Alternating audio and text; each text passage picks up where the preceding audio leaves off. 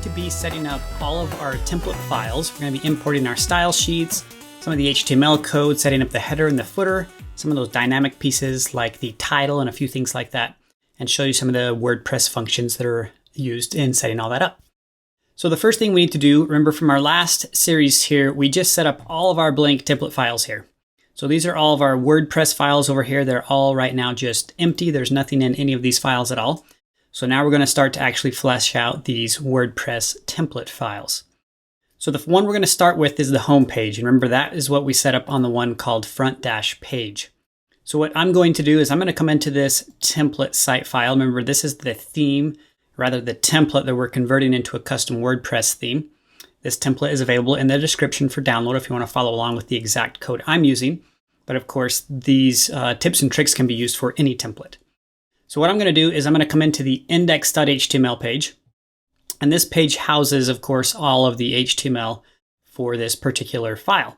So I'm just going to literally copy and paste everything here. I'm going to highlight everything, Command A, Command C, and then come over here to my front-page.php file and paste.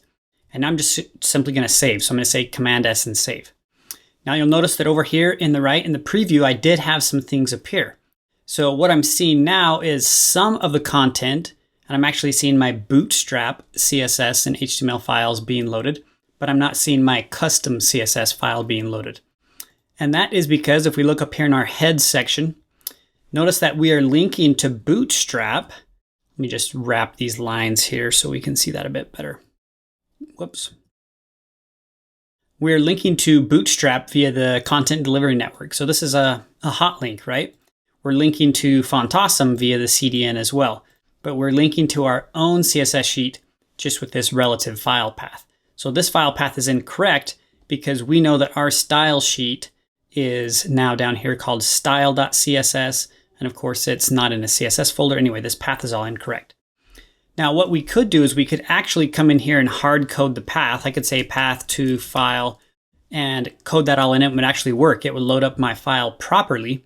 In fact, I'm just going to show you that just to prove the point here. So I can say dash WP content dash, let's see what I named this theme, follow Andrew slash style.css. Now let's see if that's correct here. And oops, I forgot to add the themes directory there. There we go. So you can see if I hard code in the path to this CSS sheet right here, it does work, right? I get my CSS sheet and everything over here is working as expected. I'm going to zoom out a click or two just so we can see the full sidebar. And it's all working. However, it's not a good idea to hard code in your CSS and JavaScript paths like this. And the reason is that if other plugins that I install inside of WordPress depend on some of these files that I have linked, WordPress doesn't know which order to load them in. And we'll see that problem when we do this in a minute. So it's a better idea to do what's called enqueue the WordPress CSS or your own theme CSS and JavaScript files. That way WordPress itself can determine which one to load first and which one to load second, or if plugins require specific JavaScript or CSS files or vice versa. So that's what we're going to do next. We're going to enqueue all these files. So what I'm going to do is I'm just going to simply, we'll do this kind of in a one-by-one fashion here. So we're going to come over to our functions.php file here. And this is we're going to add our first piece of code. So we're going to start off here with just opening and closing some PHP tags. And then we're going to create a function in here. And the function name really doesn't matter.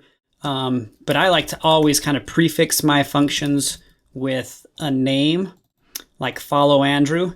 That way my own functions names don't clash with built-in function names of WordPress by chance. So that's kind of a good practice there. And we're going to call this one the register styles, because that's what this function is going to do, is register our styles. Okay, so the first one we're going to do is there's a function in WordPress called WP enqueue style. And this takes a few parameters here. So the first parameter is the name. I'm just going to call this the follow-Andrew.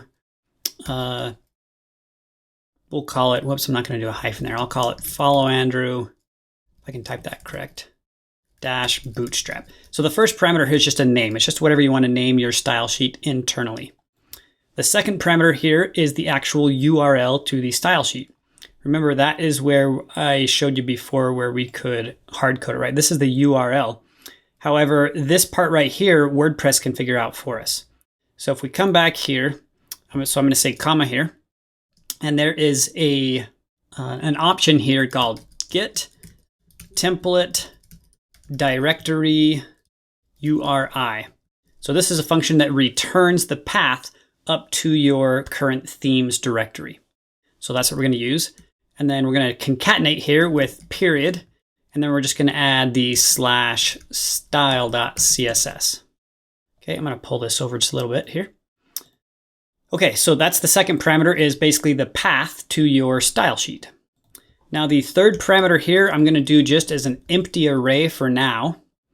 And the fourth parameter here is a version. So I'm just going to say 1.0. Now I'm hard coding the version in right here right now, but in a minute I'm going to make that dynamic so that it will automatically go and look inside of my style sheet and pull that version number we set up earlier to make that dynamic. And then the last parameter here is optional, but this is which style sheet this is going to be for. So whether it's a print, a projection, all, right? The different types of style sheets. So I'm just going to leave that as all for now. Okay, so that looks okay. So that's what I'm going to put inside of that function. And now I need to make this function hook into WordPress's system. So that's when we're going to say add action. And we're going to hook into the hook called the WP in queue scripts command. And you simply just copy and paste. Whoops, I spelled that kind of funny. So I'm going to fix that. Register style. You just copy and paste your function name right there. So what this line is doing, it says when WordPress runs this hook, also execute my function. So in other words, my function will execute at that same time. So that's all we need to do there. Now let's go ahead and save. And it looks like you can see I've got an error here. It looks like on functions line 7. So I don't have my line numbers turned on. But it's probably because I'm missing a semicolon after this. Yes, I am missing a semicolon. Okay, so we save, and that looks like that's now working properly. So now we need to test it out. So in order to test it, we're going to come back to the front page, and we're going to delete this hard-coded style sheet, and we're going to replace it with a PHP command here called WP underscore head, which stands for WordPress head. And what this means is WordPress is going to then inject all these files by itself. So we've kind of replaced that. Now let's actually see if it worked. So we're going to refresh. I am still seeing my style sheet, so it looks like it's working, but just to double check, we can right click and say view page source. And now you can see that there's actually quite a few extra things in here that did not used to be in my head section. For example, this style, this inline style tag. There's this manifest, edit URI, generator, all this stuff WordPress injected into my head because it was coming from the WP head command. And then most importantly, we need to make sure that we can actually see our style sheet that we just barely loaded. And that one is, let's just do a little search for it here. There it is right there. So I called this the Bootstrap CSS, but I actually linked to my own CSS. I wasn't even thinking. But there it is. You can see that it definitely is injecting that style sheet we just barely loaded. So now what we're going to do is we're essentially going to do the same thing for these other two style sheets, the Font Awesome and the Bootstrap style sheets. So I'm going to come over here back. Let's kind of close this source code down. You always just want to double check to make sure the files that you think are being loaded dynamically are in fact being loaded dynamically. So let's come back here to our functions file. And now we're going to essentially copy this and we're going to paste it 2 more times. And then we'll just paste all these in one by one. So the first thing we need to do is change the name. So I'll say Bootstrap. Then we'll say, actually this one's going to be my custom style. So I'll call this the Follow Andrew style. The next one will be Bootstrap and the next one will be Font Awesome. Okay. And then we need to replace them with the paths. Now I'm not using local versions of Font Awesome or Bootstrap. Of course, I'm using the CDN versions. So I'm going to grab those URLs. So we'll come over here to the front page.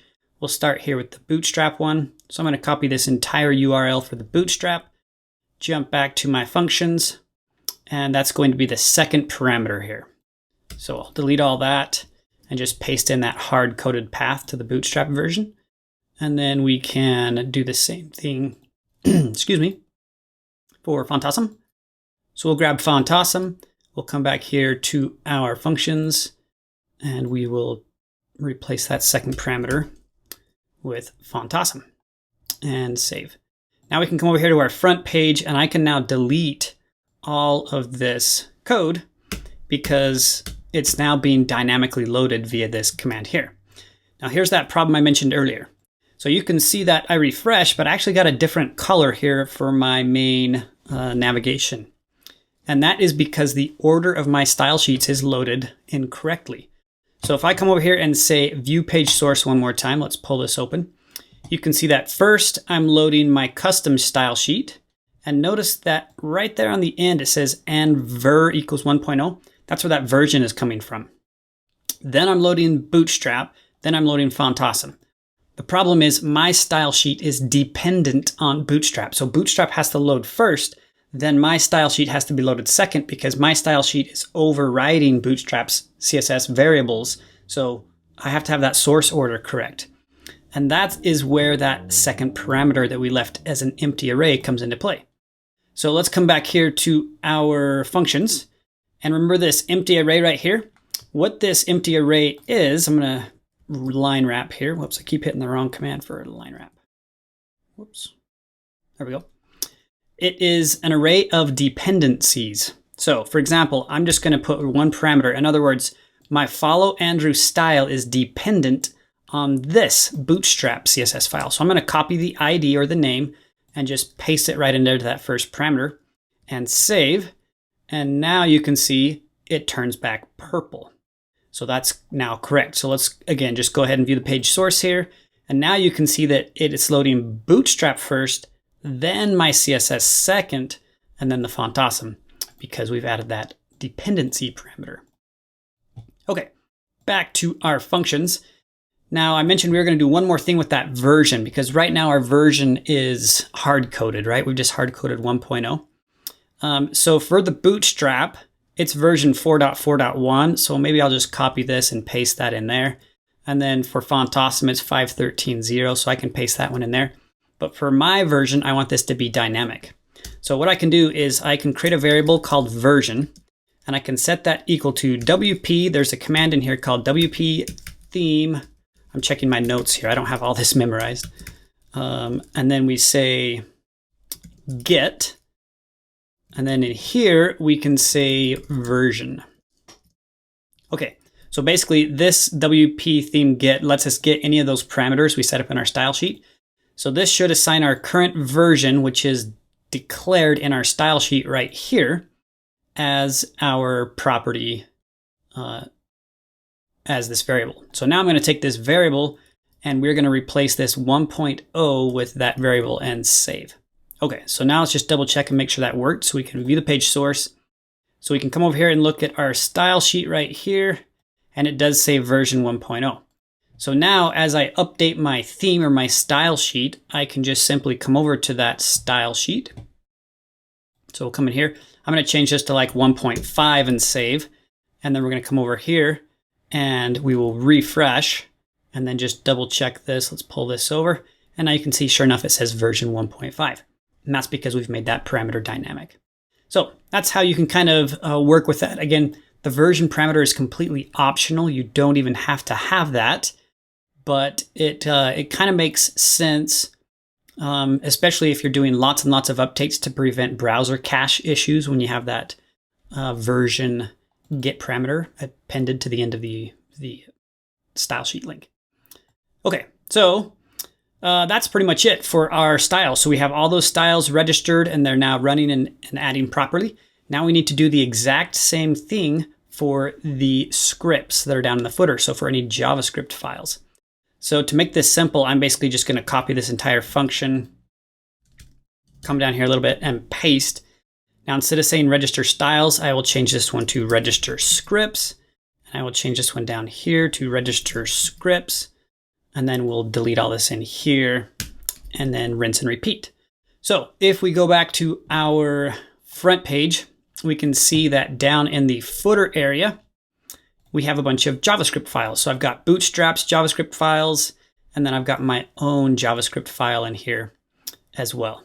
So we're going to replace all these just like we did before.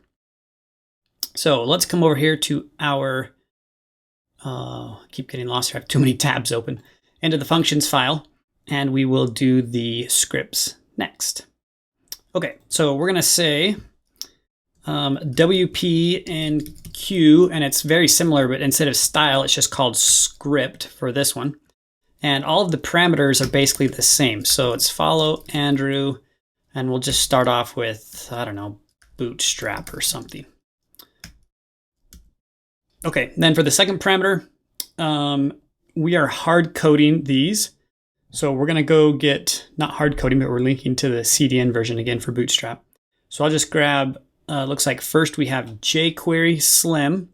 So I'll copy that and we'll come back here and paste that in. And we're just going to leave an empty array because it's not dependent on anything.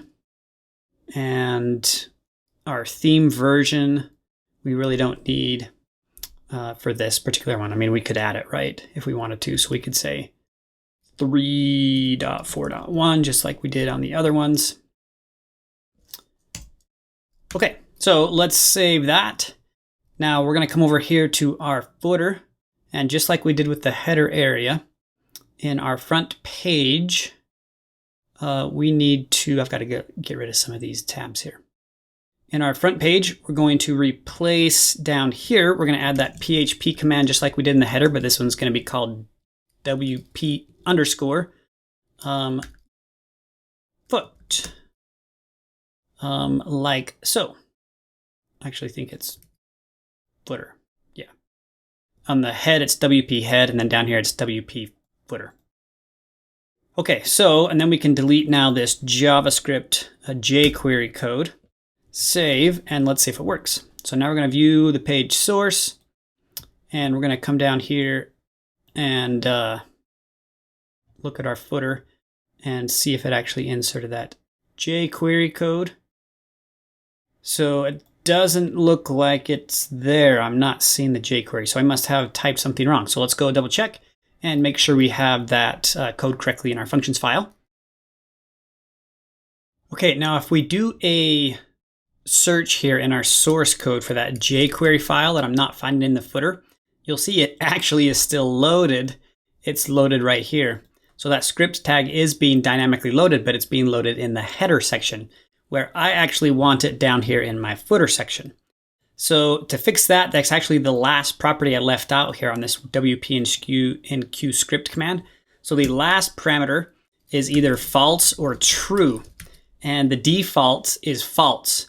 If you set it to true, that means it's going to place it in the footer. So I'm going to save that there, and then let's go ahead and refresh here, and we should see, yep, there it is. So now that file you can see is appearing down in my footer. Perfect. Okay, so now all we need to do is let's just copy and paste this 2, 3, 4 times, I think. We need 4 more files. So the next one we need is Popper. So this is a JavaScript file that is required. So we're going to put this one right inside of here. Actually, let's do these in order. I'm going to do Bootstrap. This is actually Popper. This is what Bootstrap requires. So Popper is a library for Bootstrap. So we'll pop this one in here, no pun intended, and call it Popper. We'll just keep replacing these version numbers over here.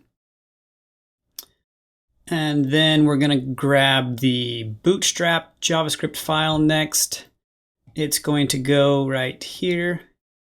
And we'll just call this one Bootstrap.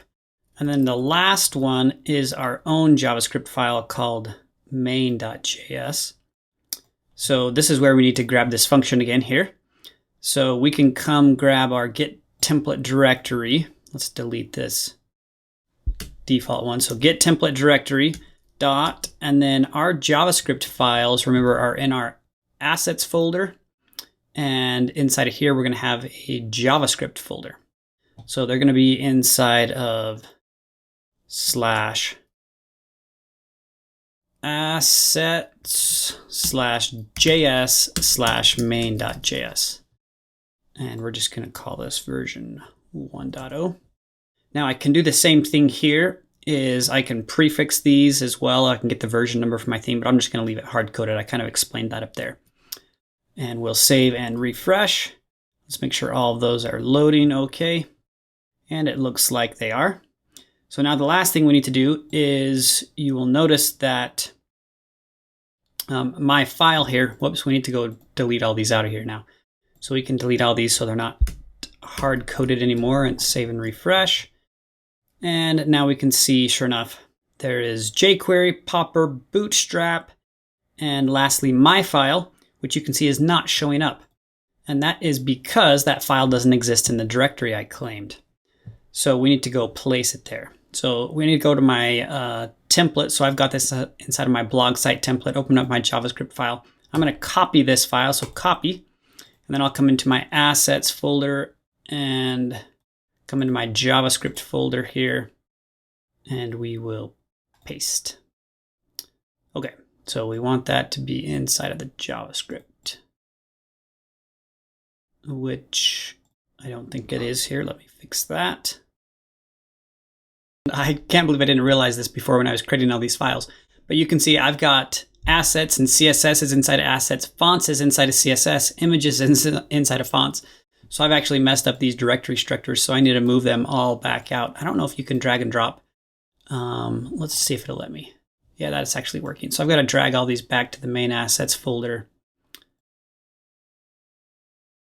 There we go. And then drag this JavaScript file inside of the JS folder, which it's now there. Okay, so now that's in the proper place there. That's looking fine. And let's save and refresh and see if we're now getting our own JavaScript file to load here. And I'm still not seeing that. So we've still got a path issue. Let's just double check. So we have assets, then JavaScript, then main.js. Let's come over here to our functions file. So we're coming into our template directory, assets, JS, main.js, loading in the footer. Oh, whoops, we have a name conflict. I haven't updated this one. So this one's just, we'll call this one main. That may be why it wasn't loading. And there we go. So there's my file. There's the JS file. You can see it's loading properly. Yep. So of course you can't use the same name twice or you'll get conflict. So I hadn't updated that. So there is all of my scripts that are inside of the footer. So now we've successfully enqueued all of the style tags. We've enqueued all of the script tags, loaded those in the footer. And now my site is essentially working properly where WordPress is now managing the loading of those files. So that's step one, is enqueue the files. Now the next step we need to do is actually set up our literal header and footer files. So right now inside of our front page, right, we have WP head, but then we have all this extra stuff that's just hard coded inside of our template. And we want to further remove that into a separate header.php file and footer.php file. So this is kind of up to you on how you want to end up determining what content goes in your head and what content goes in your foot. But what I'm going to determine is that everything, including the navigation up to the main content here in the page title, will be in my head, and then everything down here will be in my footer. But you can split this up again however you really want. So for me, I'm just going to double check and look at the code here. So I want all of this stuff all the way down until I get to this main title here, which is all the way down to right there, my closing header HTML tag. All this stuff I'm going to cut. So I'm actually not going to, I'm going to cut right here because I'm in my PHP file. So Command X to cut, and let's come over to the header.php file and paste. So I'm going to save that all there. Now let's come back and do the same thing for the footer. So essentially I'm going to come down, and where this closing footer ends, I want, let's see, what do I want in my footer? Probably everything. Main wrap includes that copyright notice. So basically for my footer, I'm just going to cut out this right here, and we will cut that. We'll leave this main wrap that houses everything alone, and we'll place all of that stuff inside of my footer. Okay, so we'll save that. And that looks fine there. I'm just going to tidy that up while I'm here. Okay, now since we've cut those two pieces out, we need to dynamically load them back. And WordPress has a function for that. So I'm going to open up my PHP tags here, and it is called get_header. So you can see as soon as I type that in and save, sure enough, my header comes back into place. Let me comment that out so you can see that. Notice that without the header, I'm just getting my content. So if I view page source, there's nothing above and below it. So that looks fine there. And it looks like I actually have an issue with my HTML. I'll have to correct that later. I'm missing a opening or closing div somewhere. So what we can do is we can replace that with get header, and that will bring in my header. And then down at the bottom, I can open and close some PHP here. And same thing, I'm going to say get footer. So this is very similar to just native PHP where you say include, right? All it's doing is just including that file and including that file, but in the WordPress way of doing that. So now when I refresh, you can see, sure enough, I've got my header, I've got my footer. Everything's getting put back together here on this main page, and that looks fine. So the next issue we need to fix is we have our header and our footer loaded dynamically. We've enqueued all of our scripts and all of our CSS files. Now we need to change some things that are dynamic, like our page title. For example, if we come into our header, notice that the title tag is hard-coded. That's going to be a problem, of course. I want this to be dynamic based on whatever page I'm currently on inside of WordPress. So that's what we're going to fix next, is we're going to fix this little title tag. Two ways you can do title tags. You can manage them yourself, meaning you hard code the title into the actual head section, and then you replace this with a little command that's called like get the title, which is a WordPress specific feature. So that's method one. Method two is you just completely remove the title tag altogether from your head section, and you let WordPress dynamically add that title by itself. That's the method I'm going to opt for this video. So to do that, we need to come to our functions.php file, and I'm going to add here above here, just up here on line 1, there's a command or a function rather that's called add theme support. So add theme support, and then title tag like so. So what this is basically saying, I'll just do this in a comment here, but this adds dynamic title tag support. So in other words, WordPress is going to then manage the title tags itself. And it does that automatically as long as we have in our header.php file this WP head command. So that's another one of those reasons why we have this. So now when I come over here and refresh, and let's go ahead and look at the page source, you will see up here that in the head section right now, if we scroll down here and look, so I'm going to search for that title, notice there is no title tag at all right now on this page. And that's because WordPress hasn't yet figured this out. So the reason WordPress hasn't figured out to add this title tag dynamically is because I forgot to wrap this in a function. So I'm going to call this the function follow Andrew. We'll just call this theme support. So this is going to be a function. I'll go ahead and cut this and paste it in here. And then I need to add this into a hook as well. So the hook name here, I'm just checking my notes, is we're going to do another add action. And it's going to be after theme setup is when this one will be called. And we'll just copy and paste this into there. Okay, the issue I've just discovered is I actually spelled title tag right. Typed it incorrectly. It's not title underscore tag, it's title dash tag. That's the one you want to add in add theme support. So let's save that and refresh, and there we go. Now you can see my title appears right here. It says blog site, just another WordPress site. And that's automatically being added into my page via WordPress. So that's how we're going to leave that managed. Now this title and description, of course, is coming currently from the settings inside of WordPress. So if you come into your settings general, there's my title and there's my tagline. So that's where those are getting injected from. But we can let that be managed by WordPress automatically, and it will inject in the proper titles according to whether it's a post or a page and whatnot. We'll look at that a little bit later. Okay, so back here into our code, we will continue along. So now we have our theme support for our title tag. We're dynamically adding that. We've got our things enqueued. And the next thing we're going to do is add a few more options here inside of our theme to add some extra support. So for example, for our specific site here, when we're on a post page, I'm way zoomed out here so you can see this, so I'm going to zoom back in. But we're on like an individual post. Whoops, I can't come to a post yet.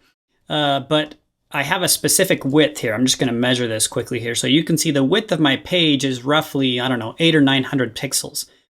So when I upload images that I want to feature inside of my posts or pages, I really don't want them wider than that dimension because they're never going to be shown larger than that.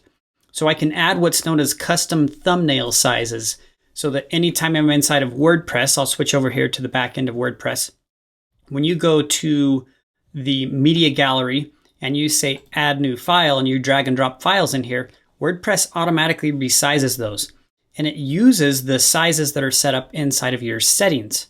So if you come to settings and then go to media, you'll notice that it has a thumbnail size, a medium size, and a large size. So if you want to customize sizes beyond these three, of course, you can just change them here. You need to do that inside of your theme with the function in the add sizes. Now, a thumbnail, medium, and large is fine for my needs, so I'm just going to make sure that this large value is roughly that width, and that actually works out fine, 1024. But just be aware, if you want to add extra sizes, that's when you need to go into your theme and add support for custom thumbnail sizes. Okay, so we've got our header, we have our footer, we have our functions.php file, which is making that title dynamic, and that's about as far as we're going to get for this little section.